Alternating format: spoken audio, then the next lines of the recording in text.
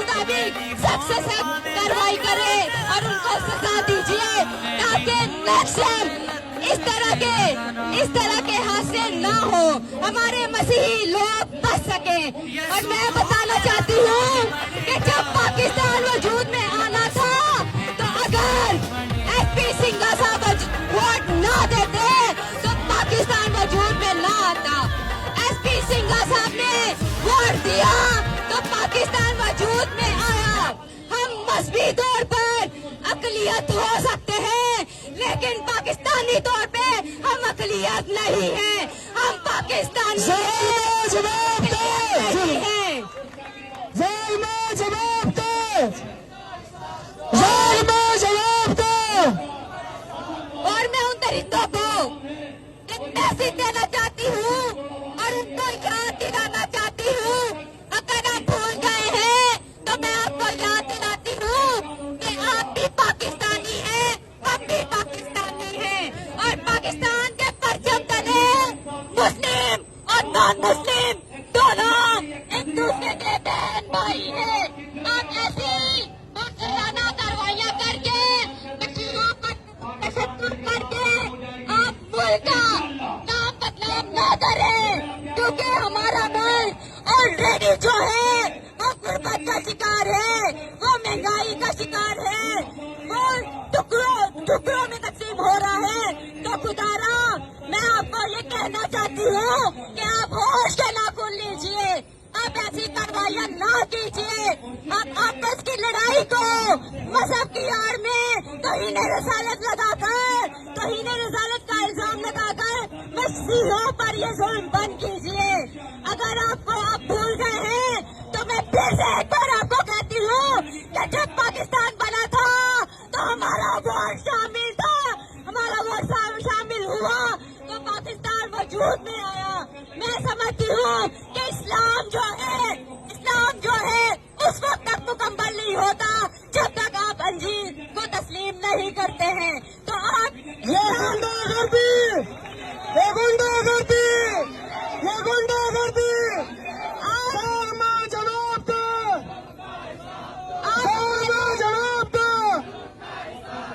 आप हमारे बहन भाई हैं, हम आपके बहन भाई हैं। आप दीगर मुमालिक में ये मैसेज ना दो कि पाकिस्तान में हम एक नहीं हैं, बल्कि आपको तो ये मैसेज देना चाहिए कि जो इंडिया में मुसलमानों के साथ होता है पाकिस्तान में वो अक़लियतों के साथ नहीं होता। यहाँ पे पाकिस्तानी अक़लियतें सेफ है।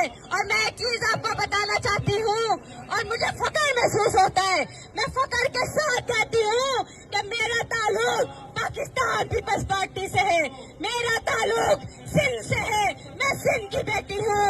मुझे फख्र महसूस होता है कि मैं पाकिस्तानी क्रिश्चियन हूँ।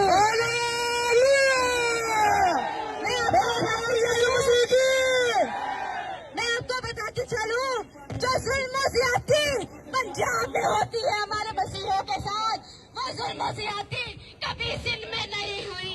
वो जुल्म ज्यादती कभी भी सिंध हुकूमत की ज़ेरे निगरानी नहीं हुई, बल्कि जब भी अक़लियतों पे बुरा वक्त आया, जब भी अक़लियतों पे तशद्दुद हुआ, जब भी चाहे वो जरावाला का वाक़या हो या चाहे वो सरगोदा का वाक़या हो, पीपल्स पार्टी हमेशा मसीहों के साथ खड़ी होती है, हमेशा मसीहों के लिए अपनी आवाज को बुलंद करती है। और आज मेरे यहाँ पर मसीही भाई बहनें मौजूद है, मैं आपको यकीन दिलाती हूँ कि सिंध गवर्नमेंट आपके साथ है, पाकिस्तान पीपल्स पार्टी आपके साथ है, ये मसीही कौम की बेटी आपके साथ है। ये मसीही कौम की बेटी ना रुकेगी, ना झुकेगी, ना अपने ज़मीर का सौदा करेगी और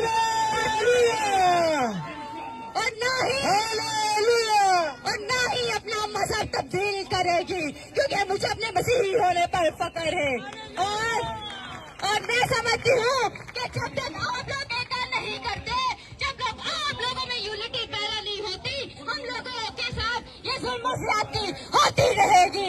एक दूसरे की ताकत बने, एक दूसरे की पावर बने, एक दूसरे के बाजू बने, ताकि हम उनको ये बता सके, उन दरिंदों को, उन कमजोर लोगों को बता सके कि तुम लोग हमारा कुछ नहीं बिगाड़ सकते, क्योंकि हम सब एक हैं। और मैं आज आप लोगों से पूछती हूँ, क्योंकि आप इस मसीही कौम की बेटी को जहाँ आवाज देंगे, ये मसीही कौम की बेटी को आप अपने दरमियान पाएंगे।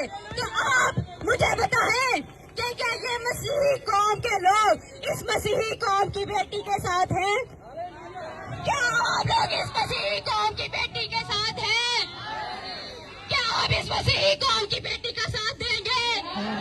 तो मैं भी आप लोगों को यकीन दिलाती हूँ, मैं अपनी गर्दन कटवा दूंगी, मैं मर जाऊंगी, लेकिन मैं अपनी कौम के साथ ना तो बेवफाई करूंगी, ना गद्दारी करूंगी। तालियों में गूंज कराची के वालों में होना चाहिए। जोरदार ताली बजाएंगे। एंड में हालेलुया। मैं आखिर में एक चीज आपसे पूछती हूँ, अपने हाथ बुलंद करके जवाब दीजिएगा, ताकि हम उन दरिंदों को बता सके कि हम लोग बटे हुए नहीं है, हम लोग टुकड़ों में नहीं है, हम मसीहत की खातिर अपनी जानें दे सकते हैं। बताएं, आप मसीहत की खातिर लड़ेंगे? लड़ेंगे, जद्दोजहद करेंगे, आने देंगे, पीछे तो नहीं हटेंगे, उनको बताएंगे हम लोग एक हैं। हालेलुया। जहाँ पे भी किसी मसीही को आपकी जरूरत होगी, आपने अपने मसीही बहन भाइयों को तन्हा नहीं छोड़ना, क्योंकि हम एक बदन है, हम जिंदा खुदा के लोग हैं। मेरा ईमान है कि जब आप एक होते हो, मसीहत की खातिर लड़ते हो, तो वो आपकी ताकत बनता है। मेरा ईमान है कि जंग जिन्ना दी लड़दा हो और जंग कदी